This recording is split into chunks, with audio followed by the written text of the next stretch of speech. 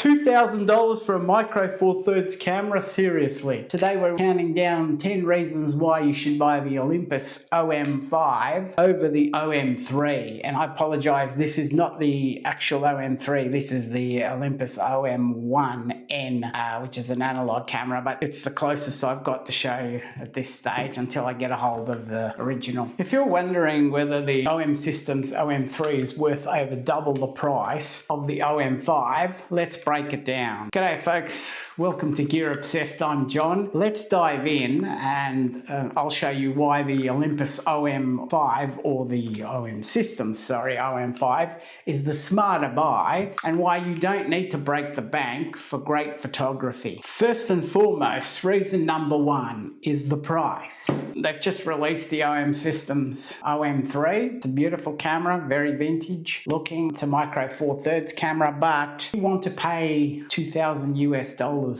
or in my country in Australia, that's in excess of nearly $3,200 recommended retail price for the new OM3 camera. And it's just, we're getting into sort of the territory of the Sonys, the full frames like the Sonys, the Panasonics S5s and the S9s, cameras which have a much larger sensor and much better light gathering and much better bokeh and all sorts of other things that you get from full frame cameras. Granted, the micro four thirds system is perfect when you're traveling, and also they're great for nature photography and action and sports because they're quite compact. The lenses are very small, they're very affordable, you don't have to lug around. Now you could pick up the OM5 for around, I think I paid about 1,200 Australian, which would be 900 US, I don't know. And this was during sort of Black Friday sales or such, which is less than half the price of the OM3. So price-wise, there's a huge difference. And unless you need or you love the aesthetic and it's something that you will enjoy picking up and shooting, then I don't know. And you have the budget, of course, and I don't know whether you can justify, or I can't justify $2,000 US for an Olympus OM Systems OM3. Reason number two is the design and ergonomics. I mean, the OM Systems OM3 is built like a tank. It's built like this film camera, the OM1. And it just feels very premium and very nice to hold in the hand. But on the other hand, the OM5 is no slouch. Quite a well-built camera, and there are a lot of features in it, and the ergonomics, in my opinion, are a lot better because you've got this grip that you can hold on to, whereas the OM3 has like really no grip, so it's a lot harder to hold. The OM5 is lighter and more compact and also built well with better ergonomics, making it perfect for travel, street photography, long shooting days. Personally, I use the OM5 for street photography, and I prefer a camera that doesn't weigh me down.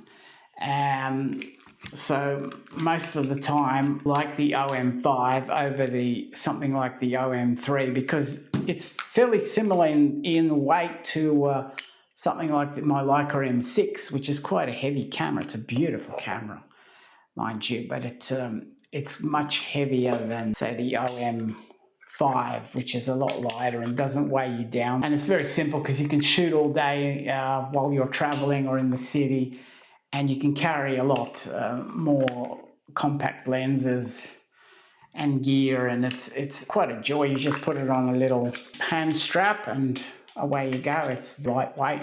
Beautiful little camera. Reason number three is the sensor size and image quality. Both cameras have a 20 megapixel sensor, but the OM3 has a faster, newer version. It's better in low light, and it's a stacked sensor. So it's perfectly built for action photography, animal photography, or nature photography. And it's similar sort of sensor that you'd get with the OM Systems OM1 Mark II, the digital camera that is. So if you're a sports shooter or you're a nature photographer and you like animal photography and stuff like that, then in that case, I would say that you're better off with an OM3. But if you're a casual shooter like me, and sometimes you go out and shoot animal photography or sports and action, the OM5 still does the job. It's no slouch, and they definitely have similar image quality, maybe a little bit better in low light for the OM3 because of the newer sensor. But in terms of megapixels, there's nothing in it. And you'll still get fantastic photos on the OM5 for less than half the price of the OM3. Reason number 4 is the autofocus.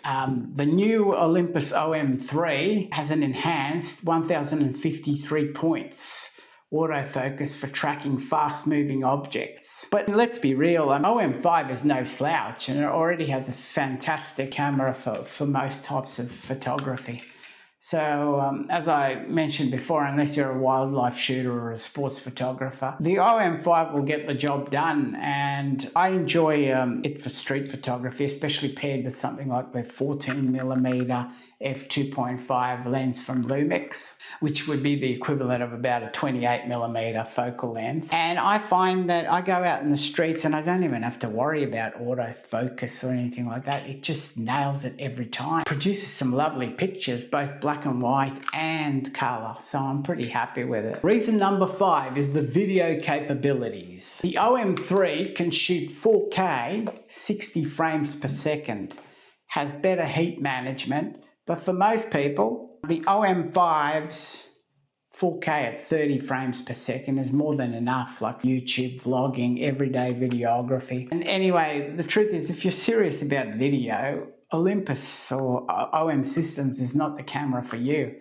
because there are a lot better camera systems out there that do a much better job at video than these two. These are primarily photography cameras first, even though the OM3 does have a bit better features, like can go do slow motion and 4K 60 frames per second, but none of them will do the equivalent of something like open gate 3:2 ratio. So they're not the most serious of video cameras for most videographers, and not the first choice. Reason number 6 is the battery life. The OM3 has a slightly larger battery, but the OM5 still lasts all day for casual shooting.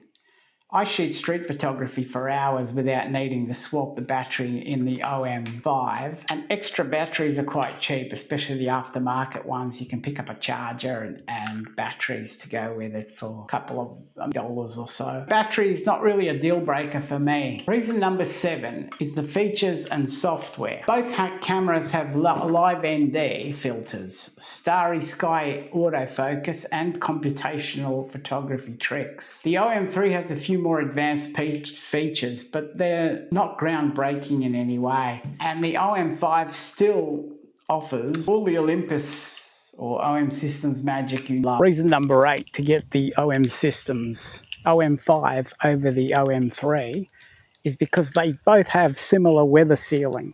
So you get the same sort of experience in both models for half the price when you buy the OM5. Reason number 9 is the heritage and nostalgia. The OM3 is inspired by the classic Olympus OM1M, or N, film camera, which is cool. But if you want nostalgia, why not just buy a used Olympus OM1 film camera?